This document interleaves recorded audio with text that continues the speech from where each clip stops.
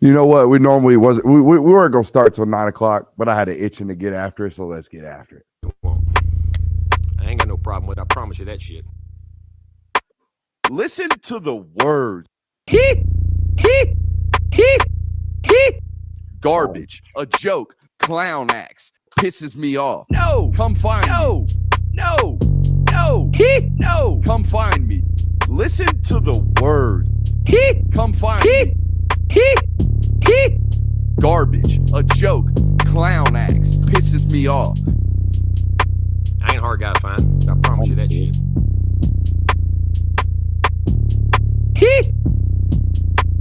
Listen to the words. Garbage, a joke, clown acts, pisses me off. Welcome in, ladies and gentlemen, to MBR, or as we like to call it around here, Nothing But Rants, the show where I find topics that I'm oddly passionate about and I pontificate upon them. These are not hot takes, but takes that I'm hot about. Like this one right here. You know, you can never really establish a price point on coaching unless you can. And for this example, for the University of Georgia basketball program, boys and girls, I could put a price on coaching. That price was a $3.2 million buyout to the bank account of one Tom Crean. Because, my God, I don't know if y'all are watching what's going on right now, but Tom Crean managed to take a basketball program in Georgia, by the way, who was like a perennial 500 basketball program. Like, that's what they were. They were just like maybe we win 12 games this year, maybe we win 18 games, but we're at least going to be a tough out every single night when you beat us in conference and all that good stuff. But boys, I mean, by the time that dude left, they were a 6-26 program. Did you know that even at Georgia, okay, Georgia is by far, I mean, Georgia's like a bottom tier basketball program, right? We all a middling tier at best. That's what we think, right? That's what we know. Georgia, at the University of Georgia, 6-26. You got to go back as far as 1955 to find a season as bad as that. 1955. Horrendous. Absolutely awful is what that program was and kind of deteriorated to underneath Tom Crean. And if you didn't know by now, Georgia's got themselves a basketball coach. If you haven't been paying attention, they are 15-10. They're fresh off a 7-point win against Kentucky. I know, not the Kentucky of old, not your grandpa's Kentucky, not your uncle's Kentucky, whatever the saying is, okay? But this is a basketball team that is 15-10. They have winnable games in the form of home games against LSU, Mizzou, and Florida.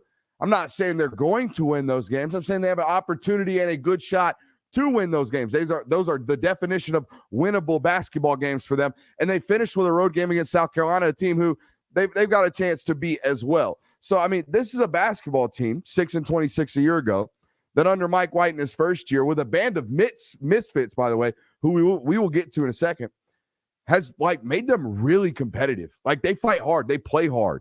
Okay. Did you know this basketball team has 10 players right now that have played in at least 10 games, with which they have played at least 10 minutes in those basketball games?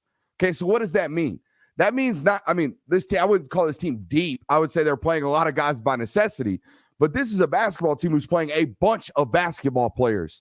Okay, in an era of basketball where, hey, guys are in and out, transfer portal, like even way worse than in the football landscape. Guys in basketball landscapes are moving left and right. Okay, so this is a team that's kind of been hodgepodge together. Okay, and they're 15-10, as we've told you. They play hard, they play smart, and they play together every single night when you watch them. Those are all signs of like really, really well-coached programs. Okay, Georgia basketball, believe it or not, I can't believe I'm saying this. Georgia basketball is going to be above average moving forward, I believe. They're going to be a good to solid program under Mike White because he's a good to above average great basketball coach, it appears. Again, you could apply those concepts to any sport. If your football team or baseball team or basketball team plays hard every single night, if they are competitive every single night, okay, if they play up to their competition every single time, very rarely playing down, okay, those are well-coached teams, period, point blank. That's what Mike White appears to be through 25 games at the University of Georgia, appears to be a really, really solid basketball coach. And I cannot believe we just A-blocked UGA hoops. We just put that sucker on Main Street, Mike White. Can you believe that? Y'all got a home game tomorrow, a big one, against LSU. And we just led MBR A-block with hoops. How about that? I can't believe it. I wrote the show notes. Not me. Not me. I wrote the show notes out and literally put it in there. What? Basketball? Hoops talk? This guy? 100%. Giving the boys and girls their flowers over there in that program. They're running it right and they're doing it right. We've always told you. People ask me all the time, hey, what are you a fan of? Who are you a fan of? Good coaching, good ball playing. That's it. That's all I care about. Are you playing hard? Are you well coached? You got good people around your program. Are your players and your athletes respectful human beings? All those good things. That's what I'm a fan. I'm a fan of good people and good programs, and that's what it looks like Georgia basketball's got moving forward. So that's good, man. Now y'all gotta, as they start to pour investments into that facility over there at the Stag, the environment has got to change a little bit. And I know this audience steers a little bit younger than most in the space. All right. So I'm talking to you, young people.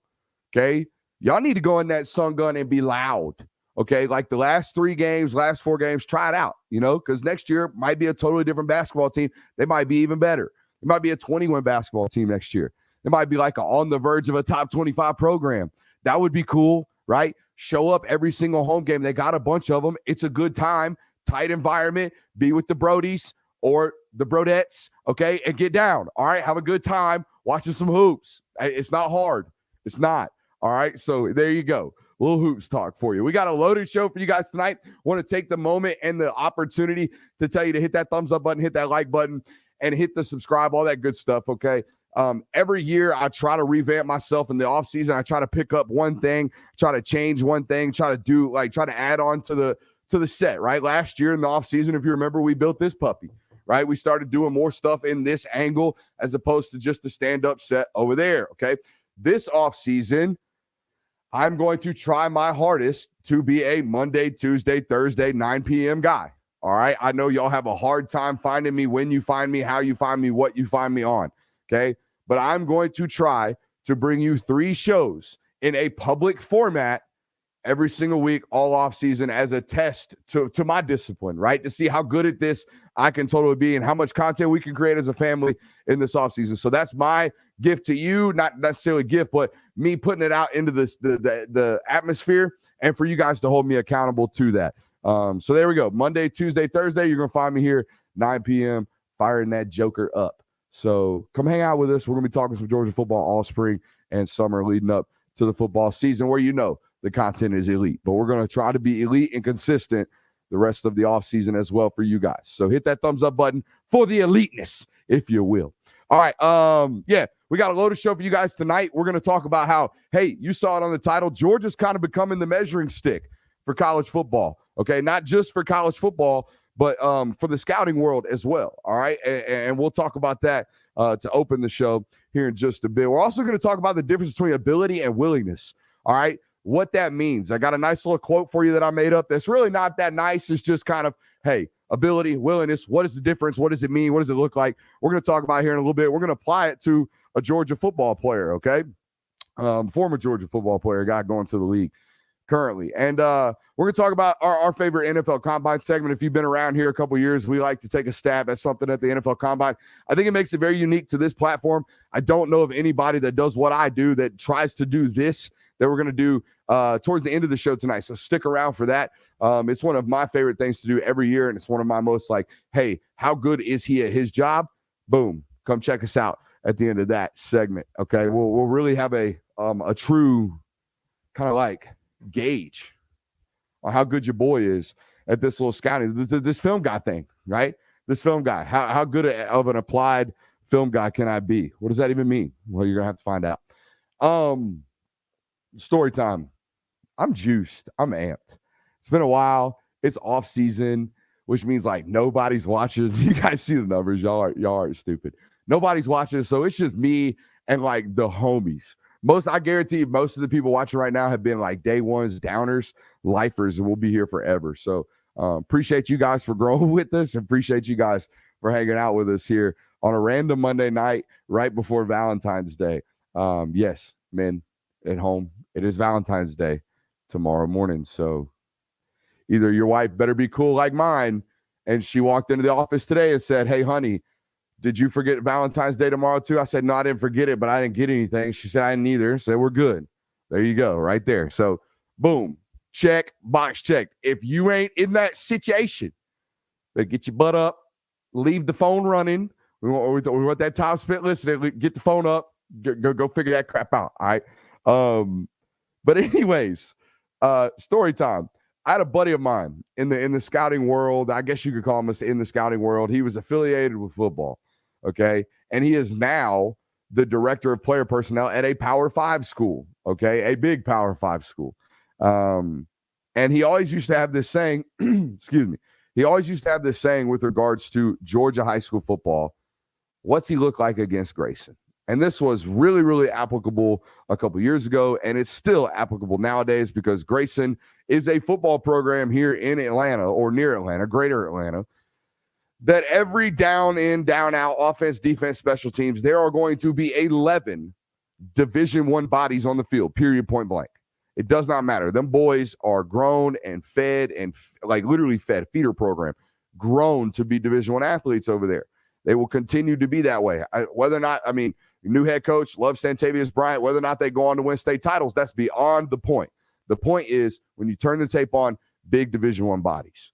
What does an athlete or a prospect look like against Grayson? That will tell you, is there going to be a major transition period? Is this guy really, really fast? Can this guy actually hold up against Division I defensive linemen? Can the running back fit it, make yards in tight holes? Can quarterbacks throw balls into tight windows? What does he look like against Grayson? It's a simple way of saying, what does he look like against the best players available? What does he look like in the most hostile situation? What does he look like in the most difficult situation when he's up against the wall with lesser talent? Okay. If I can find out that, I have a great measuring stick for who that football player might be when he gets to my campus in college. Okay. What's he look like against Grayson? Well, for years, and I mean years, there has been a what's he look like against Bama measuring stick for the NFL. Every single NFL evaluator that has the opportunity, the first thing they do, turn the tape on of that guy or that player or that team or that coach's team against Bama. What do they do against the best of the best in college football? Because it's not just like you'll every once in a while in college football, you'll go up against a really good football player.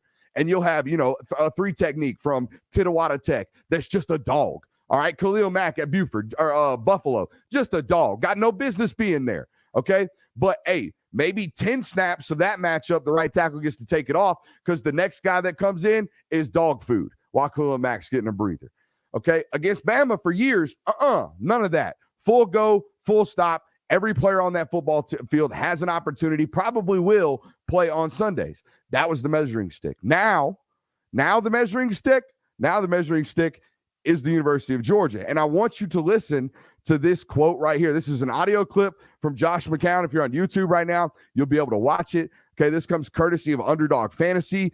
And I want you to know that Josh McCown has since been hired by the Carolina Panthers to be their quarterbacks coach. This is a guy who knows football. Y'all come to me to know football. This is a dude who I learn football from when I have an opportunity or a willingness to go learn football outside of just watching concepts. All right. So don't go run into his content right now, but he might not be making anymore because he's going to the NFL to be a coach. But listen to the way this guy talks about your football program. Listen to the way this guy had his thoughts of a football player confirmed, denied, sanctified by what he saw on the tape against the University of Georgia. Again, this clip from Josh McCown, courtesy of the Underdog Fantasy, YouTube show. We looked at Bryce Young against LSU. You want to look at a team that's a formidable opponent and no one better than the Georgia Bulldogs. And, man, it was a fun tape to watch because he made all kinds of plays. You see all the throws that you want to see, and you see him moving the football against the best. And I think, when scouts – when we get into the spring and they're doing their due diligence, looking at C.J. Stroud, this tape is gonna be one that factors in to where they end up finally slotting him because I think you want to see guys play and make throws against pro corners and pro safeties and move against pro D linemen. And this Georgia defense is loaded with those kind of players. So it's a great tape. It's really fun to watch. I'm really impressed with C.J. Stroud and where he's headed. He's very well coached, and I think the future's bright for him. So that if you guys have been on patreon.com/Brooks Austin, we've watched that C.J. Stroud tape, and the very first thing I said on like midway through was like, he might be quarterback one for me after this tape, okay? Because he is 6'3", he is 210 pounds, he is a physical natured football player that can not only make all the throws, but what I saw on the tape from the Georgia game was his ability to evade rush, his ability to get away from NFL pass rushers, extend with his legs, and beat NFL corners and adjust with his defensive backs or with his wide receivers, right? That ability showing up on tape against that football team was what confirmed and stamped it for me. So I 100% agree with McCown there. And it got me thinking, listen to that. That's number one. Number two, I got it thinking, well, what happens if we start applying this, what's he look like against Grayson? What's he look like against Georgia, against the rest of this NFL draft class, particularly the quarterbacks, right? We can do it all day. I would love to do this with just other NFL draft prospects that we've kind of passed over and just watch them against Georgia and make NFL draft declarations based off that and see how good I am against the NFL draft community, because we know what we're watching. We see these guys every single week. We have a consistency. So the crossover might be interesting just to kind of look at. But this measuring stick, what's he look like against Georgia? Let's apply it to this NFL 2023 NFL draft class, right? C.J. Stroud, again, 100% agree with everything he said. I left thinking, hey, dude, this might be quarterback one for me. I think the NFL draft community will float towards that as we get closer to the draft. You just watch. The seeds are already been laying. Like, there's going to be a battle. There's going to be a discussion. I don't know if it's going to happen at the NFL Combine. I don't know when Schefter's going to leak it. I don't know who's going to say it. But somebody's going to drop a tea leaf saying, I don't know, man. I talked to a handful of NFL scouts and general managers that now have C.J. Stroud over Bryce Young in that QB1 discussion. I promise you it will be leaked eventually, if for no other reason than leveraging. So I left 100% stamped on C.J. Stroud. I think he's going to be a great pro. I really like what he's going to be. Again, I want to say QB1. As far as Bryce Young, guys, I've never left the game of Bryce Young's thinking that dude's not transcendent. Never, not once. Never, not once have I left a film watching him thinking that's not going to translate, or that throw is not going to be able to be made in the NFL. No, that his style, in fact, is probably more conducive for the NFL than it even is for college, because his ability to ad-lib will be, further enhanced by the guys across from him, their ability to ad-lib and get open and extend plays and the consistency that they can build with one another through, countless reps, whereas in college, you're kind of going through a school schedule and all that nonsense. So I do think that will 100%, translate. But, I have one concern about Bryce, and it's his ability to stay healthy. And here's why. Look, guys, I can spot a regurgitator from a mile away. Okay. I know a regurgitator when I hear one during the NFL draft season in particular. What is a regurgitator? This is one of them jokers that's just out here spitting takes that they heard someone else deliver. All right. That is what a regurgitator is. And I'm telling you right now, the number one regurgitator phrase in this NFL draft class will be Bryce Young has a knack for avoiding the big hit. Or worse, Bryce Young has that, quote, Russell Wilson aspect about him where he just never quite gets hit clean. I'm telling you right now, it's fallacies. It is absolute fallacies. They're lies. When you turn the tape on of this dude, he is absolutely 100% taking hits. Part of his gameplay is hold, extend, get rid of it at the last second. He is very much so a little bit more twitchy version, a little bit more astute version of Burrow, in the sense that he loves to hold on to the football. That's what he's about. He's about extending plays and trying to make the right play, but also making the big play at a lot of the times to win football games. Again, the regurgitators will be exposing themselves. He doesn't get hit hard, all that good stuff. The lie detector test, that's what we're going to call that from now on. The lie detector test determined that is a lie. That is absolutely a lie. The tape does not confirm that Bryce Young's out here not getting hit hard. Turn the Tennessee tape on. There's an entire red zone possession where Bryce Young looks like he's about to have his head blown off by multiple defenders, because that's what he does to win football games. And that's what makes him great. That's fine. But the longevity, we got questions. Did I learn that against Georgia? No, I learned that over the years of him. Again, I think that dude is astounding every time he laces it up. I just wonder how long that's going to last. I really, really do. Let's keep going. Hendon Hooker. We got a two-game sample size against Georgia from Hooker, okay? And to be honest with you, teed up the NFL draft evaluation for me on him. I think he's a really good football player, but let's look at it. 23 of 33 for 195 and a pick in 2021. This year he was 24 for 37 for 244, a touchdown and a pick in a game in which he was down about 14 points the entire football game. Same thing in 2021. They were down majority of that football game playing from behind. Hendon Hooker in those two football games looked to me like I kind of worry he might look in the NFL on a really bad football team, which, by the way, guys, don't know if you know this, teams that are drafting quarterbacks oftentimes are not very good.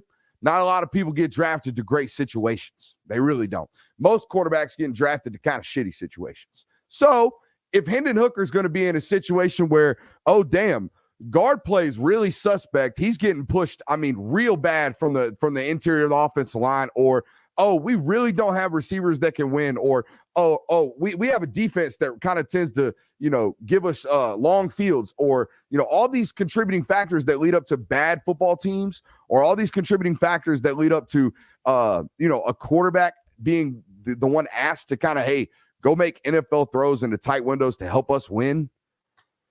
That's what Hendon Hooker was asked to do for 2 straight seasons against Georgia. That's 57 attempts. We got 57 attempts, half 100 attempts of Hendon Hooker against an NFL defense where, hey, you got to avoid rush, extend plays, make tight windows of throws on the run, or stare it down, get hit, take a lick off the chin, fire a dig, do what you got to do to win when pressure is in your face. That's what it looks like with bad football teams on Sundays. That's what it looked like for 2 straight seasons against Georgia in this what's he look like against Georgia test. Hendon Hooker did not pass either of those tests, okay? Not like the first 2 guys that we talked about, where I would undoubtedly say that Bryce Young and C.J. Stroud passed the what does he look like against Georgia test. Let's go to the next one on the list, who I kind of feel a little bit disingenuous to include him right after Hendon Hooker in the you didn't pass the Georgia test. And that's Anthony Richardson. And Georgia fans, you're going to love this one. It wasn't great.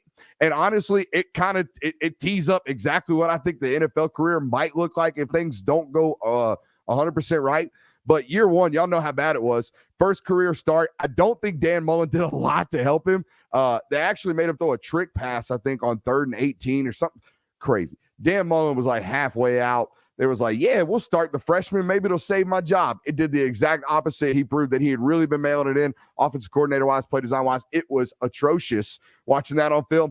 Didn't really think it was conducive for any quarterback to win in. Nonetheless, 12 of 20, 82 yards, 0 touchdowns, 2 interceptions, and that horrific fumble on 3rd and short where Nolan Smith strips him right there in the back end of his own end zone right before half. So some really, really bad turnover, producing play in 2021. In 2022, started running a lot of 12 personnel, running a little bit more NFL concepts, believe it or not, turning your back to the defense, really kind of driving the ball down the field, working a lot of posts, big boy comebacks, 15 to 20-yard digs, like all the big boy throws, basically the route tree 5 and up, like everything 20 yards deep, really, really driving the football.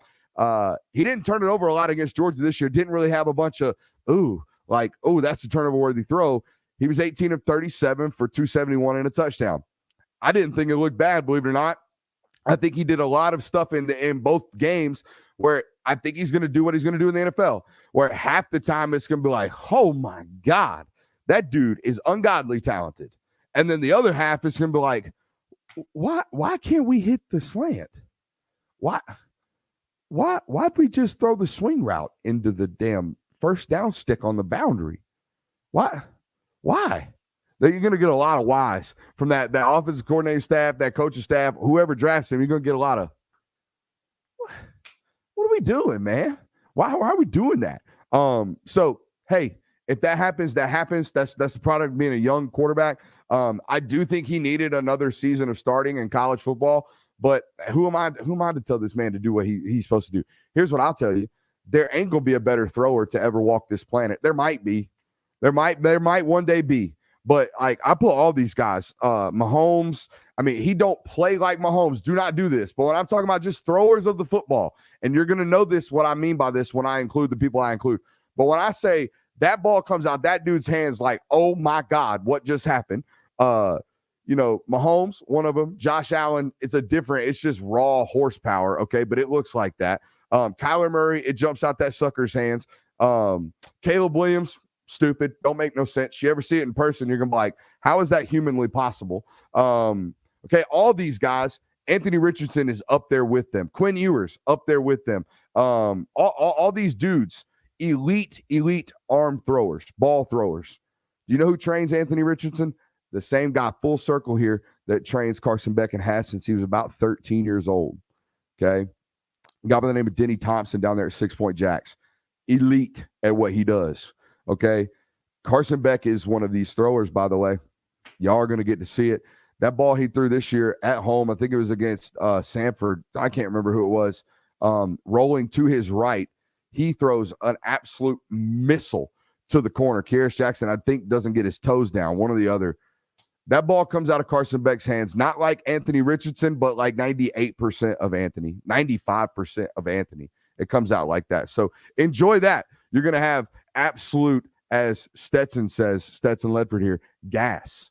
You're going to have absolute gas at the quarterback position next year. Let's continue this what does he look like Georgia rant with our favorite. He is the chef's kiss version of what does he look like against Georgia. And yes, folks, his name is Will Levis. One of the more compelling what's he look like against Georgia guys on the list. Okay, when Levis is right, I mean, when he is who he is, when he is what people want him to be when they talk about him being a first-round draft pick, dude is an absolute superhuman. He wants to make every throw. He wants to fit balls into areas where you're not supposed to be doing anything. He wants to go into the hazardous waste material without his garments on. He wants to do all the superhuman shit when he is on. Okay, when he is confident, when he is being alpha dog, when he is being everything that they are selling us to be, he's letting big boy arm rips all the day, all that flash throws left and right. Buddy is getting after it. But I'm going to tell you what right now. In two football games against Georgia, matter of fact, we could throw the last one out. I don't give a damn what you did in a snowstorm, essentially in a windstorm in Kentucky when it was 15 degrees this past year. I don't give a damn. If we're not going to criticize Stetson in that offense for that performance, then we're not going to do it for Will Levis. We're not even going to make the argument using these stats. He was 20 for 31, 206, a touchdown and a pick. We're going to throw those stats out. I am more concerned with what I saw on tape in 2021 with the tape that everybody says, oh, this might be the first-round draft pick going into this season. In 2021, Kentucky had the offense that actually could have done something against Georgia's defense a year ago. I know how great that defense was. We all do. But guess what? They could run the football. They had an offensive line that could give their quarterback protection. They took no shots. Buddy was 32 of 42. He had 10 incompletions, guys. He dropped back 42 times. He threw 192 passing yards. 192 passing yards. What's that like? 32 over 192 is like, I think, 6 yards per completion. That's not it. That's not driving the ball down the field. That's not trying to make winning plays. That's not being superhuman. That is not being, Will Levis. That's not, I put mayo in my coffee, dude. That's not who that is. That is Charlie Checkdown playing football. That is not Mr. This is not, look at me, I'm superhuman Instagram guy like you are against Tennessee and like you are against Ole Miss. When you go play that NFL football team, all of a sudden we're 32 of 42, 192. All of a sudden, like during a really cold game, now let's go in-person eval. During a really, really cold football game, your hands over in the pockets. Okay, a game against the national champions, by the way, in which you actually had a chance to win. Hands are in the pocket, real quiet. All right, so all that, what's he look like against Georgia? There it is right there, okay? He may be able to be this guy that goes to the NFL, figures out all the inaccuracies that he has, all the issues that he has going on with regards to being a consistent dude on the football field. But man, you want to talk about like all these guys that we just mentioned. I defended Anthony Richardson, said in 2021, I thought he had a terrible offensive plan. There was no way that was conducive for any quarterback to win. Okay. We will give flowers. We will. The Levis thing, I've never gotten. I've never understood. It doesn't make sense to me. How, like, he of all of these guys had the most help. He's had 2 NFL coordinators the last 2 years, one of which came in and just ran what they were running. It was simple, like the same exact terminology. They didn't have to change anything. In 2021, the little jitterbug wide receiver they had, that was the whole offense. They did everything for him. They got that ball out of Levis's hands immediately, ASAP Rocky, and then let him drive the ball down the field when he got confident. Man, there we go. What's he look like against Georgia? He looked like Charlie Checkdown when he's supposed to be a superhuman. When he's supposed to be, I like that guy because he's a football player. He competes. I went back, watched the tape both years. Never at all felt like, hey, man, this is alpha competitor. This is, this dude puts mayo in his coffee. This dude's got lead in his pencil. I never felt that. Never felt that. And that's concerning if we're going to be drafting guys in the first round. I know he's got first-round physical traits. But if you're going to be a superhuman, I'm trying to win every game, trying to make every throw. Why do we only have 1 interception against Georgia in games that you were trailing all the time against Georgia? The best team on your schedule, you were trailing. And not very often did you make, like, absolute, like, risk-worthy throws like you normally do. The I'm a guy throws. I never once saw him. Never once saw him on the tape. And that's concerning to me because, again, you're drafting this dude to be superhuman. You're drafting this dude to be the alpha that he's being marketed. And I don't know if we saw that on tape. Yeah, we needed that one. That was clutch. You guys have been around here long enough, you know that come like wintertime, tail end wintertime, seasonal transitions, your boy going to sound like he's got rocks in his throat every once in a while. Yeah, we did the what's he look like against Georgia test. I really do think it's a good one. This is the other test. This is a test that I love to do as a scout. I think I'm unique in this. I don't know if anyone else tries to do these things or, you know, maybe they do. Maybe I'm the only one that even thinks it's a gift. Maybe I'm the only one that thinks it's like a trick. I have bar tricks when it comes to scouting. Okay. You know, all kinds of stuff, you know, one of which is eyeballing heights and weights. I think if you can eyeball heights and weights, if you can look at a dude in shorts and t-shirts and say 6'2", 282, and he looks at you and go, damn, I weighed 279 this morning. First of all, he's lying. He's probably 283. And he's like, yeah, I'm 6'2 and a quarter. You're a scout. Like, you can do that because that's part of our job. Part of our job is to walk out on a field and say, hey, son, how tall are you? And he'll look at you and go, I'm 6'4". You know, I weigh 305. And you're like, no, you're not. You're 6'2 and 3/4, and you probably weigh like 287. And then every time they're like, and I'm like, yeah, it's my job. It's what I'm supposed to do, right? So that's one of them. Eyeballing heights and weights. I think projecting position change is very, very important. Being able to see a guy like a tackle, a high school tackle, and being like, nah, not twitchy enough, going to have to move in. Or being able to see a corner and being like, nah, he's short, and that's not the problem. It's his long speed that's the problem. He's got to go into the nickel, right? That's an ability as a scout. And the third one, I think is, I don't know if other people think this. Scouts, if you're watching, if anybody here is doing what you, Jeremy, if you're watching right now, tell me if you think this is a neat trick. Being able to identify verified times based off of in-person evaluation or film evaluation, to me, is like one of my favorite things to do. I watch you work out. I walk up to you, 4.48 runner. Oh, yeah, I mean, I ran 4.52 yesterday. There you go. That's valuable, right? That's valuable because the first thing a coach calls and asks me and says, how fast is the guy?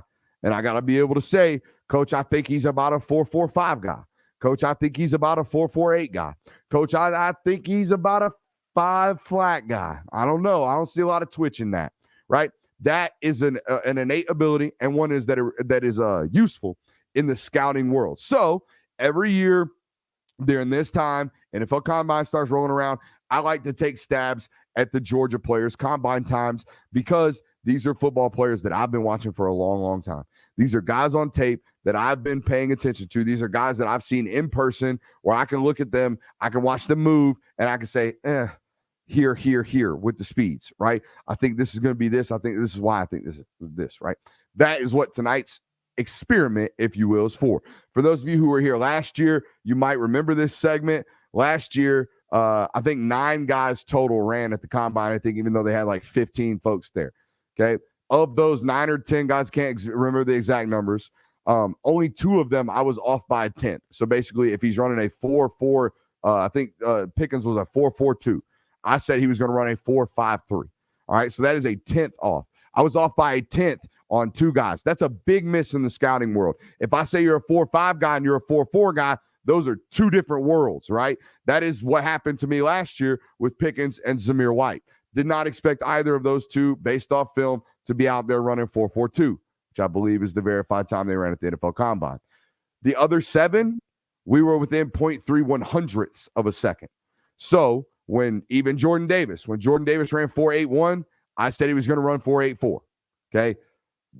Devontae Wyatt as well. Even when Devontae Wyatt came back in at an official 4.78.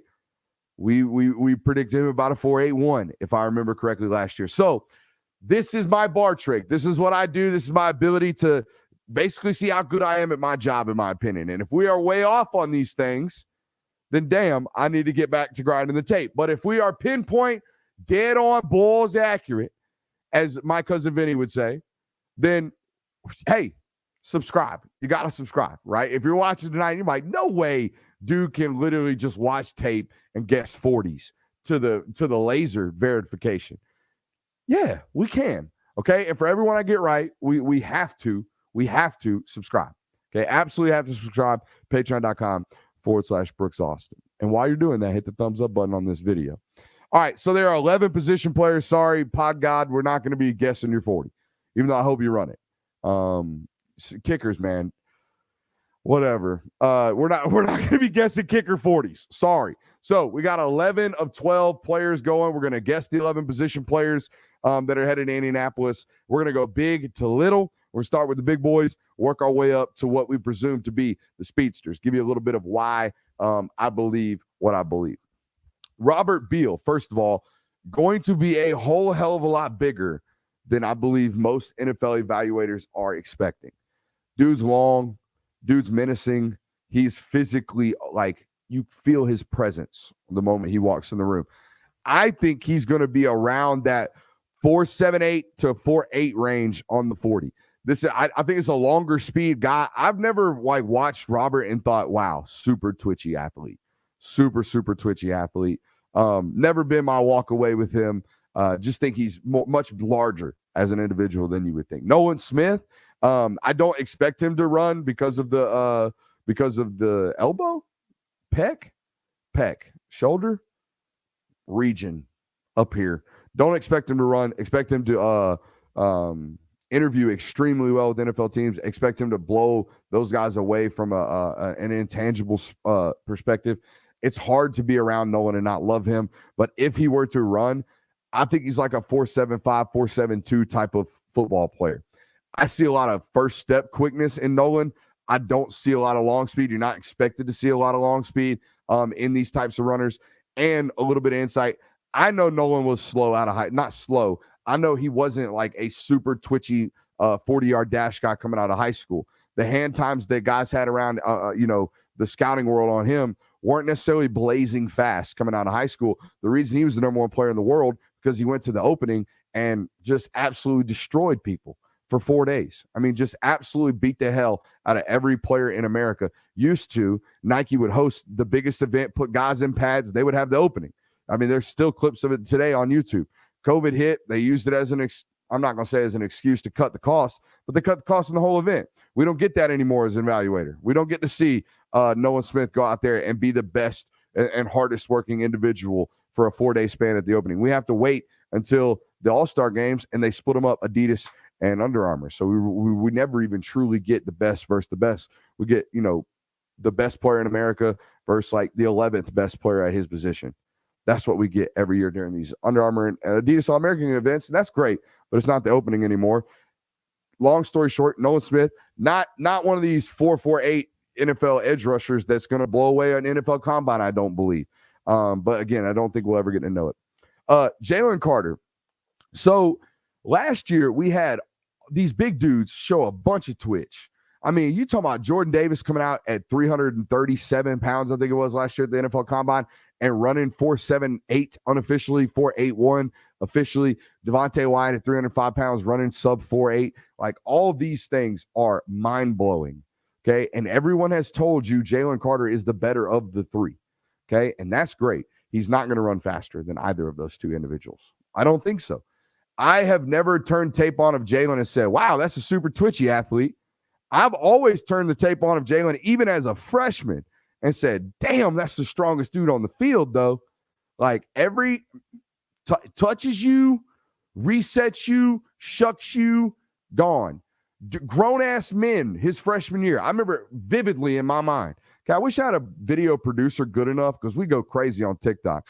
I wish I had a video producer good enough to go, I remember a clip, and then we go find the clip. I'll get it for you. You lace it. We make it to like a nice video production. We put it out. I remember a clip against Auburn his freshman year, 2020, at home, COVID season. They throw a little screen pass. Bo Nix is doing his thing. They trying to slip a screen to that fat tight end they had with the double knee braces. Big old joker, offensive guards on the peel back block. He's literally called the ambulance man. His job is to find anybody that sniffs screen and put that joker in an ambulance. That's what his job is. And he gets Jalen Carter clean as freaking day. Ain't even looking. Gets him right up underneath a chin strap. Just pow wow. All right? That dude almost falls down. Jalen just takes it as an 18-year-old freshman, just poof, right in the face, as hard as this offensive guard in the SEC could do, and just shucked him, continued to run the play down. That has always been the holy shit. That dude is strong. It has never been, oh my God, that dude got off the ball way faster than everybody else. Oh my God, that dude just ran down that quarterback, and it wasn't supposed to look like that.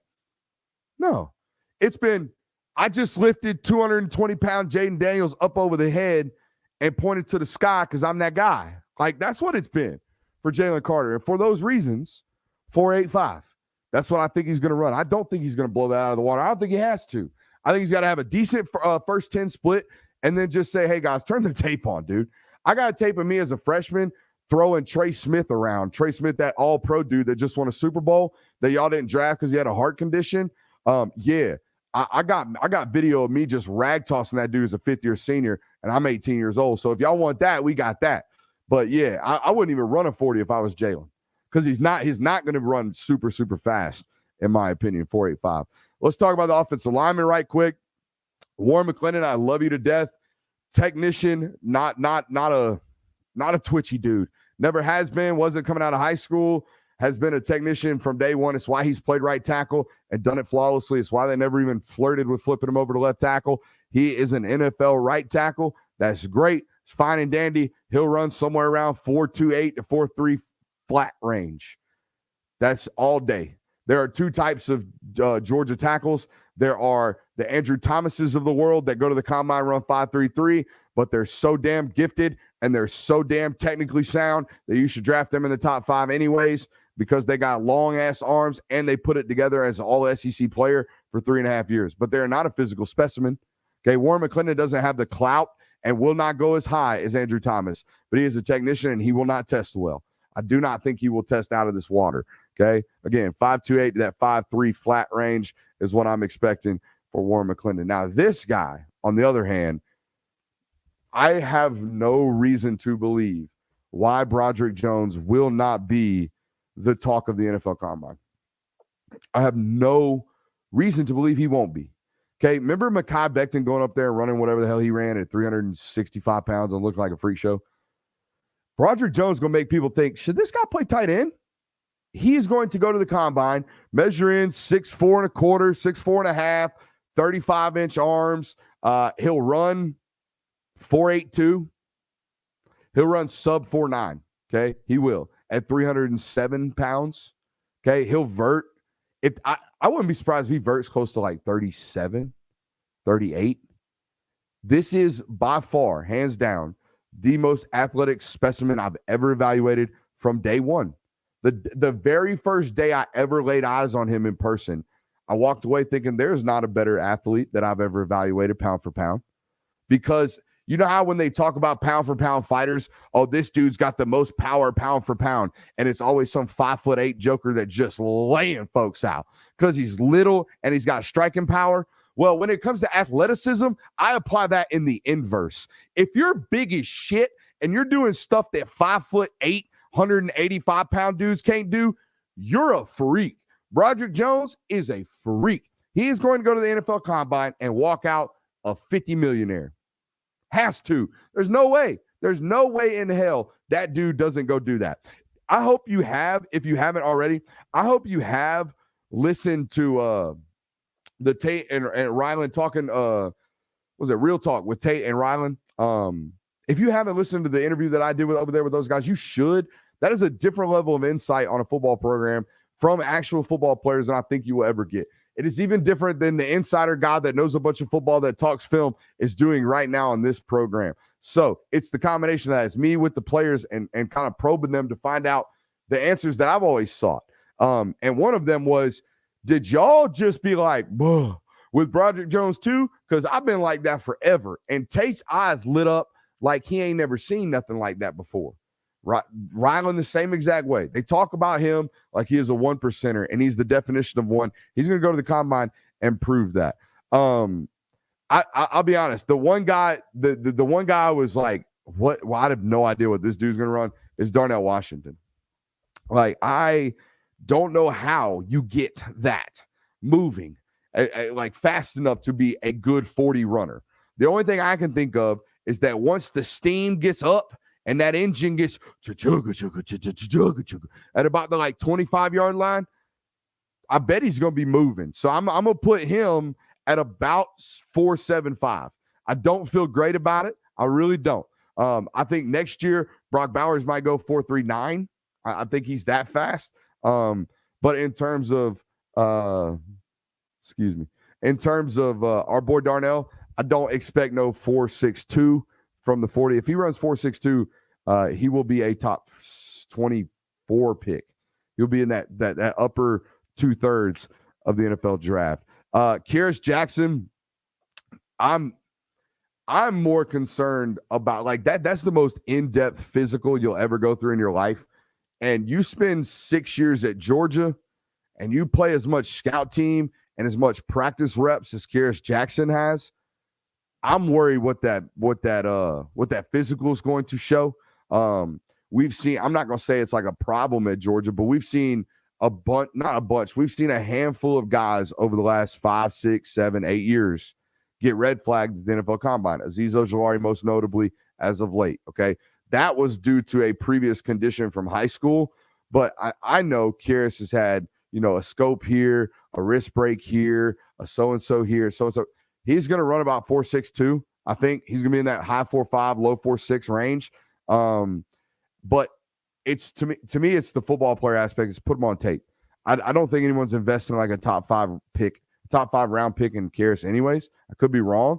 But that's a get him in camp. He's going to make our team because he's a football player guy. Watch. I guarantee it.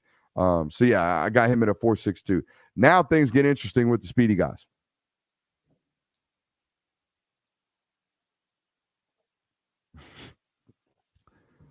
Oh, I'm going to tell you right now, that's cap. That's all I'm going to say. That's cap. That's big head cap. All right.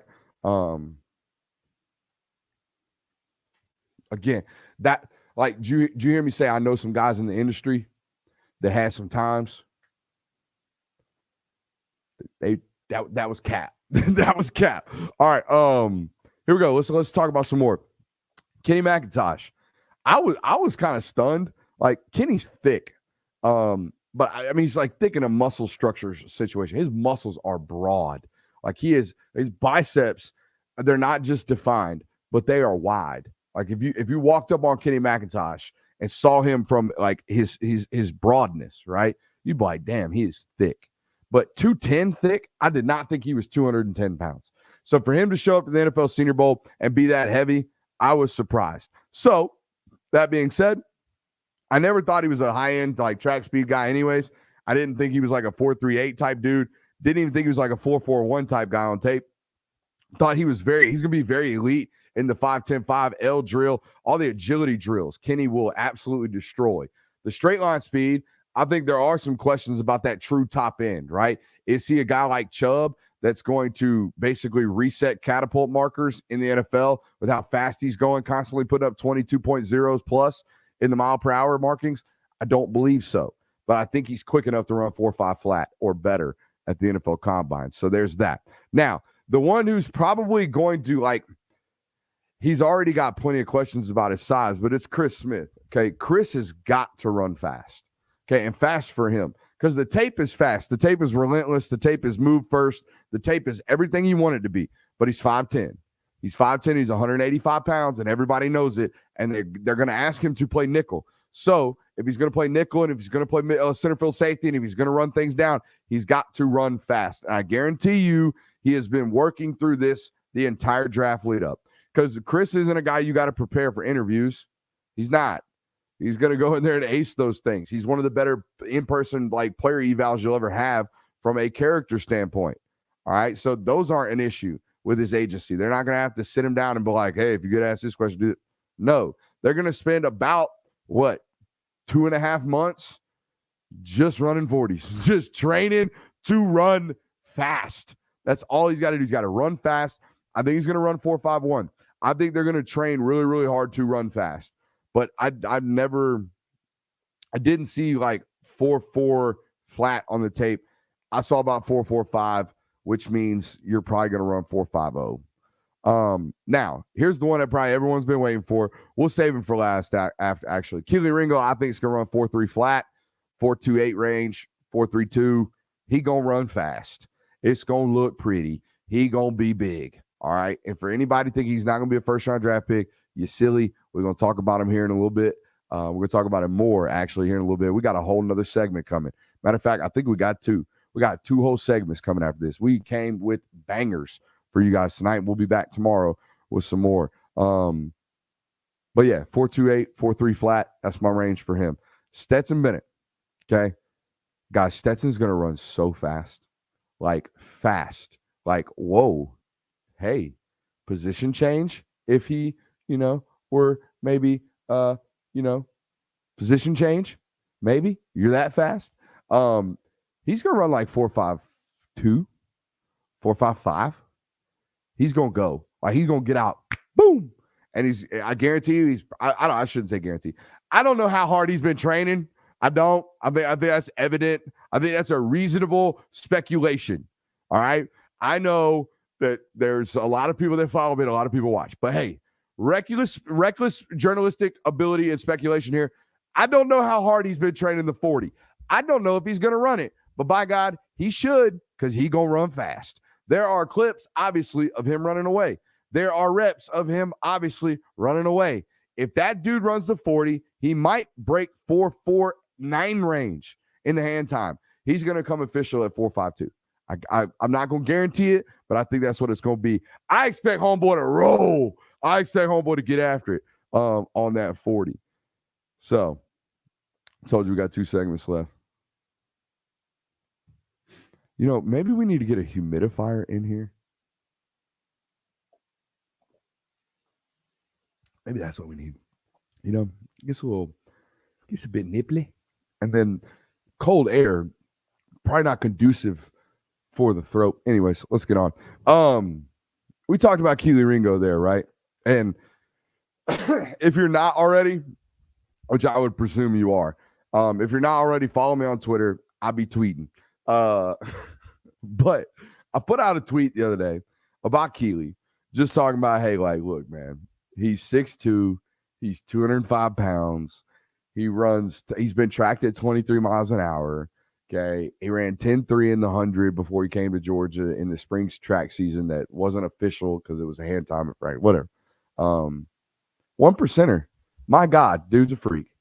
And it took about, 5 minutes before someone's in the comments, hey, so-and-so said, or, I kind of think that he struggles with changing direction, and, he's big, and he's real big, and he's got a lot of muscle. Maybe he should play safety, maybe he should play safety. And I get it. I 100% get that sometimes when you see big corners, you think, hey, let's move him to safety. Which brings me to my quote of the day. Ladies and gentlemen, get your pads and your pencil and pads out. Okay. And I quote, there's a difference between the ability to do something and the willingness to do something. All right. Again, ability, can he do it? Willingness, will he do it? Those are two completely diametrically opposed things. And they both apply to the idea of position change. Kristen Miller, to this day, would be a first-round draft pick at left tackle. On my mama, I bet everything in my blood, if you gave me 3.5 years with that dude, that body, that God-given ability athletically, we would make that sucker a first-round draft pick. But guess what? Never wanted to play offensive line. Wouldn't do it. Refused to. Doesn't like it. Only did it because it made his team win. In high school, that was it. And by God, when he did it, holy hell, good football player. Great defensive tackle. I truly believe would have been a future first-round draft pick at tackle. But going to play defensive tackle. And he's going to be a great defensive tackle. And he might be a 45th overall draft pick. Okay? Maybe one day that happens. But he looked at me dead in my face, told me, not doing it. Don't care to. Don't want to. And I'm telling you right now, Keely Ringo's entire life has been predicated on playing the cornerback position. It's been running the football in high school and playing corner. And just because you see him make decent tackles every once in a while does not mean he's the sticker in that group. Kirby Smart has said over and over again, the best tackler on the team, not just the defensive back room, on the team is Kamari Lassiter. I'm not saying Keely Ringo is not a good tackler, but he's not the best tackler on his own football team. All right. So before we even get into a discussion of will he do it, does he have the willingness to do it, let's have just a reasonable football discussion here, because that's what we do. We have football discussions here on this platform. So let's have a football discussion. I, the University of Georgia, have a super long, super rangy, linear prospect. In other words, his best ability is to be big as shit, long as shit, and fast as shit. That's what he does. He runs in straight lines as fast as he can. Okay? He plays recovery speed as fast as humanly possible. He's the fastest dude on the field. But you know what he can't do, Coach, really, really well? He can't really do this. He can't really go left and right. He can't really go downhill and to his left really well, or turn his hips and flip and run really, really well. He can't do he's kind of limited in the, quote, change of direction, kind of plays. So what on earth would make you think that if a guy can really only catch up with guys really, really well, and that's his best trait, let him go in a line and let him run really, really fast and maybe make a play on the football like he's shown a tremendous ability to do in college? What makes you think the best idea is to take that guy away from just covering a third of the field and just, playing catch up with guys really, really well? What makes you think the good decision is to make him chest up and face the quarterback and be reactionary, when your whole reason for wanting to position change him is because you tell me he can't change directions well? What are we doing? What are we doing? Guys, if he's a linear athlete, if all he can do is run in a straight line, then by God, draft him at a position where we can do that. We can do that at corner. We can't do that at safety. There's not a safety in the world that just gets to run to one spot as fast as possible. There ain't one. It's all reactionary. It's all, what do I see? Move quick. It's all, shit, I got to go all the way over there this play. And then the next play, I got to be in B gap. And the next play, I got to be in C. But you tell me his change of direction is the question. Guys, he's the best linear athlete possibly we've ever seen at his size and weight, meaning he is best in a straight line.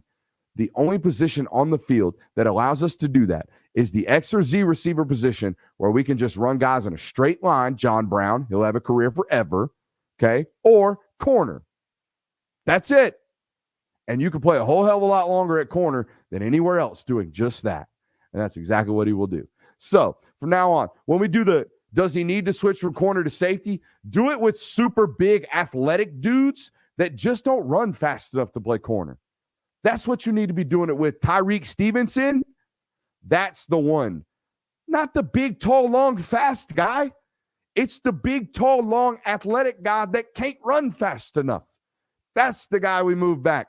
And that, ladies and gentlemen, is my Keely Ringo rant. And I'm sorry, the one guy, I told him, I tried. So, man, I'm about to quote tweet you because I keep seeing it, and we're going to let this one rip. So I probably should have done it in this long, extensive rant, and it would have come off better as opposed to me thinking or having Buddy think I just tried to murder him on the timeline, which wasn't the case. I'm trying to murder all you jokers on the timeline that do we should move him to safety because you can't change directions. Buddy, that position changes directions more. Anyways, let's give you a closing rant. This is kind of a new thing I'm going to do here, even though we're already an hour in. Hit that like, thumbs up button, all that good stuff. Closing rant of the night. And it's not even, we've gone an hour into the show, not even talked about the Super Bowl. Most people that are super talented at what they do would probably try to lead with how the Super Bowl ties into whatever it is that they're covering. I didn't feel like faking it like that with you. I could have tried. I could have done something. We could have talked about how important quarterback play is. Could have done all of it. We could have tied it into the Georgia space. We could have. We really could have. But here's what I want to leave you with. Okay, it has nothing to do with Georgia football. It's just life in general. Sometimes in life you don't get the perfect ending. Sometimes it just doesn't happen that way. I, more than anybody listening to these words tonight, I don't know why I just, more than pudding pop. I don't know why I just went into the cadence of Bill Cosby. More than anyone watching this program tonight, I will tell you that I love great football. I love down-to-the-wire football. Who the hell doesn't? What cold-blooded, red-blooded, meat-eating American don't love last-second down-to-the-wire football? We all love that shit. We all love that. We all do, okay? But we also all love when things are called correctly. For example, the call last night on the 3rd and 8, the holding call, the pass interference. Guys, by the letter of the law, even the corner, Bradbury said it himself, that's a hold. That's a PI. I pulled his jersey. I altered the route. I'm telling you right now, that referee that threw that flag is taught by the letter of the law to throw that flag when he sees jerseys extended or jerseys being pulled, when a corner or a receiver is breaking out of a route, or when a receiver is making a move to make a route. When he sees jerseys pulled, his immediate reaction, as if he were a robot, which all you jokers seem to think that should be invented or brought into this, mythical or this game we play. Everybody's like, remove human error. I want it as perfect as possible. I want every call to be right. I want my money to be protected in Vegas when I put out the mortgage on the Eagles -1.5. I want good. All y'all always complaining about making the right call. The guy makes the right call and everybody bitching. Stop. He made the right call. It was great. In life, we can't always have perfect endings. But I think that was a perfect ending of the show. Appreciate you for being here. Hope you hit that thumbs up button on the way out. We will be here tomorrow. I just don't know what the hell we're going to talk about. See ya. Love you.